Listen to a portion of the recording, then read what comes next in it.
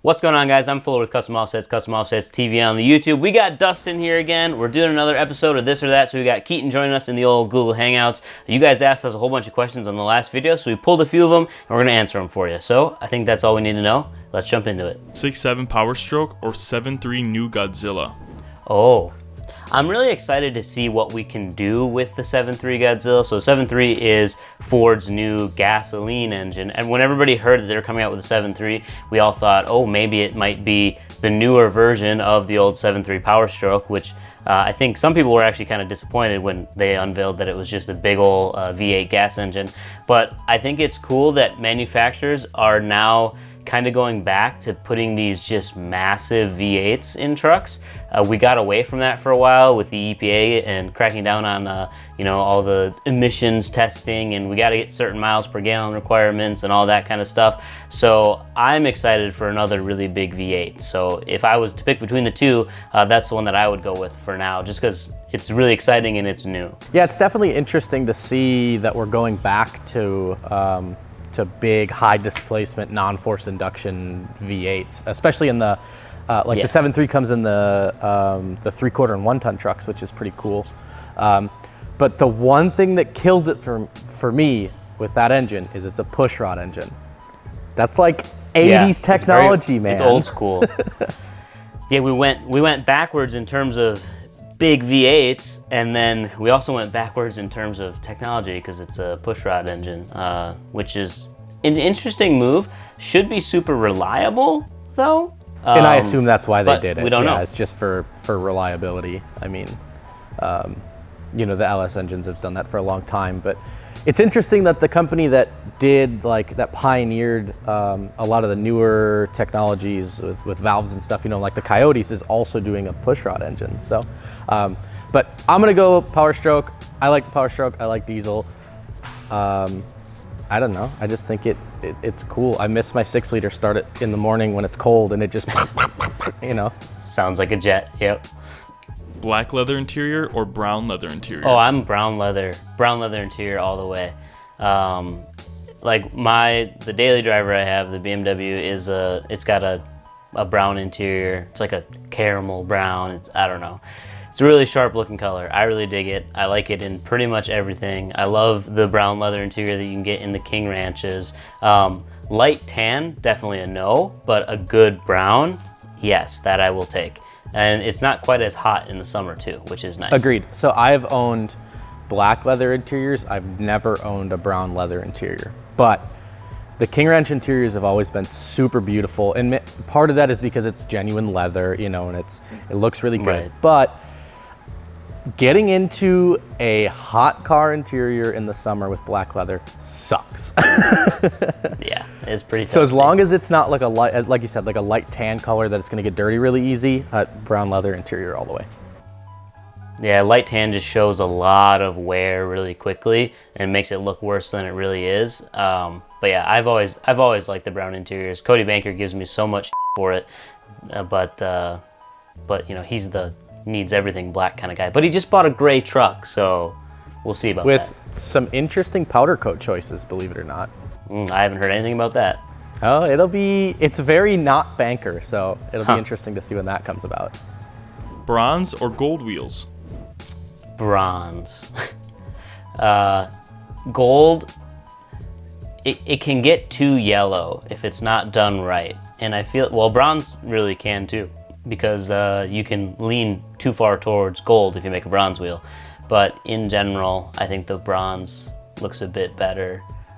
Method obviously has probably one of the best bronzes on the market. You've got Centerline out there. They've got some cool bronze finishes. Fuel just came out with a couple awesome bronze finish wheels, two-tone, black and bronze. I think that's going to be a hot color for the remainder of 2020 here. Yeah, I agree. That was my first thought, was Method bronze, and Method has got whatever they're doing with that bronze looks mint. But I would put gold wheels in the same boat as like you put any of your other painted to match colored wheels. It's very easy to overdo it on a build. And so I think bronze just has a little bit more application across the board. Clean Duramax Cat Eye or 2020 1500? Yeah, I mean, Cat-Eye Duramax, super clean one, hard to come by. They do look pretty good. But I'm really loving what people are doing with these 2020 trucks too. And for most of what I do, a half ton is fine. So I think I'd go with the 2020 half ton. The Cat-Eye would be, especially Duramax, is probably overkill for 95% of what I need to do. But I have always had a soft spot for a clean white crew cab short box Cat-Eye Duramax. Like they look so good. And like you said, it's hard to find a good clean one these days, which I think makes me want one all that much more. Yeah. Yeah, I just want all the interior goodies that are on the new trucks. You know, you got the big screen, you got a digital dash, heated and cooled seats. It's just the driving comfort in the new trucks is a lot better. Bonus question. What's your favorite gun caliber? Okay, well, let's split this into two parts because we're going to need handgun versus rifle. All right, so favorite handgun caliber for me is 9mm. And I got a whole bunch of crap back when I worked at the sheriff's department because they all shot 45 and I shot 9mm, and they're like, oh, it's a little baby gun. But then we did a little competition, you know, because we like to incorporate some competition into the trainings that we attend.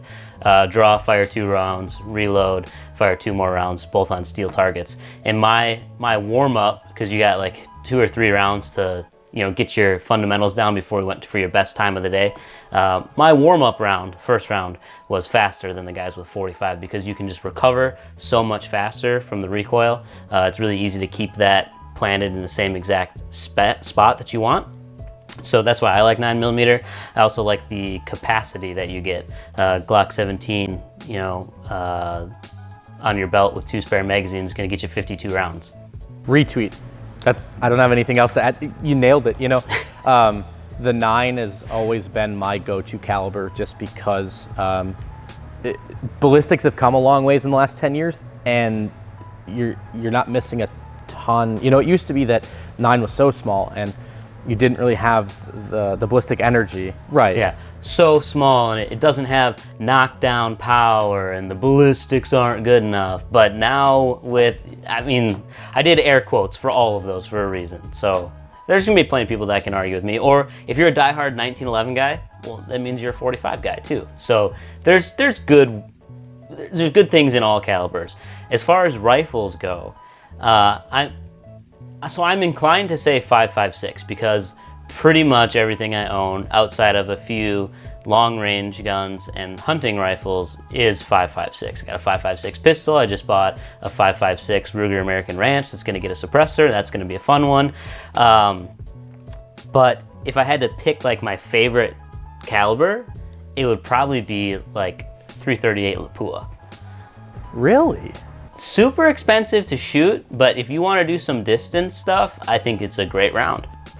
Yeah, well, I mean, that's because at 600 yards, there's no ballistic drop. It's just a giant chunk of lead hurling through the air. Right, yeah.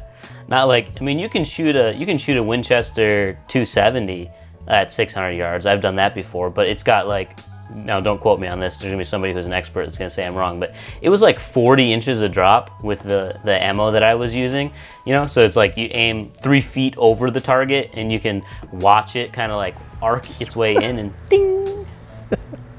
Yeah, I agree. If I had to pick one caliber all around, I think I'd go 6.5 Creedmoor. That's also a good one. It's an expensive round again, right? It's not super popular, but it's a really good combination of, you can put it in an AR and be a nice short to mid-range rifle round, or you can put it in a bolt gun and stretch out to 1,000 yards and still be relatively accurate and have enough force. Exactly, it's a pretty diverse round. You're not gonna carry around a 338 Lapua. It's just not, it's not made for that. You know, you set up to take a shot with one of those. You don't just slap that in an AR, or maybe you do, I don't, and carry that thing around. It's gonna be heavy, it's gonna be a big gun. You need something pretty stout to handle that much power coming out of a round. So that's a good question, I like that one. We'll probably get demonetized now that we're talking about it. But hey, whatever happens, happens. This is the internet, we can have fun, right? So that's another episode of This or That. Thank you guys so much for watching. If you have any other questions you want to ask us, you can drop them down in the comments below. Probably keep like the words revolving around thundersticks and boom boom thingamajiggers out of them, because then YouTube's just gonna shut us down. But hey, you know, we'll do what we can. Peace. That's it, we're out? Yeah, that's it. All right.